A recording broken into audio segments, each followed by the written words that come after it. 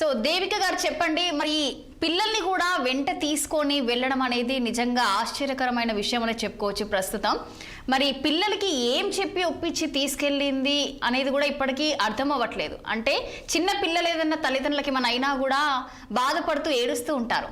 So అలాంటిది వాళ్ళ ఫేసెస్లో tension కానీ ఏం కనిపించదు. నార్మల్గా ఎక్కడికైనా వెళ్తే రైల్వే స్టేషన్లో ఎలా అయితే మనం వెళ్తామో అలాగనే వాళ్ళ ముగ్గురిని ఇద్దరిని పిల్లల్ని తీసుకొని వెళ్తుంది. అలాగే హాస్టల్కి వెళ్ళి తీసుకొని రైల్వే స్టేషన్ దగ్గరికి అయితే వెళ్ళడం జరిగింది.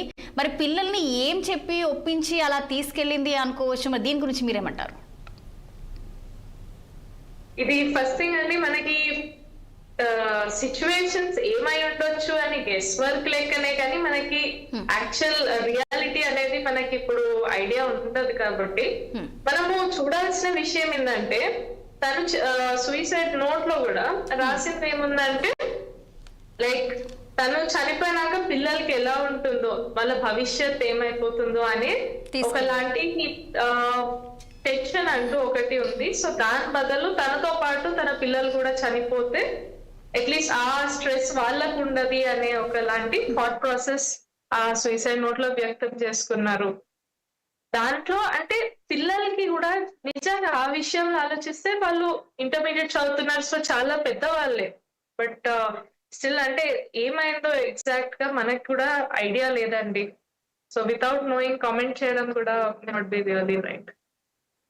సో దేవిక గారు, ఒకవేళ వాళ్ళు సూసైడ్ చేసుకునే టైంలో వాళ్ళకి ఎలాంటి ఆలోచన ఉంటుంది అనుకోవచ్చు?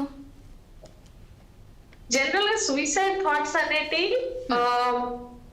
చాలాసార్లు ప్లాన్డ్ ఉంటాయి, అన్ప్లాన్డ్ ఉంటాయండి.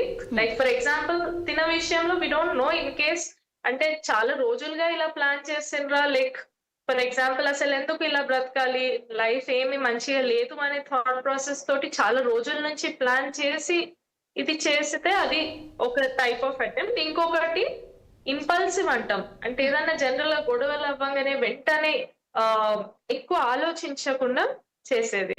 సో మనకు అది ఎగ్జాక్ట్ గా సిచ్యువేషన్స్ అనే తన లైఫ్ లో ఏమేమి స్ట్రెస్సెస్ ఉండే plus what forced her to take this step అనేది like we really don't know అండి.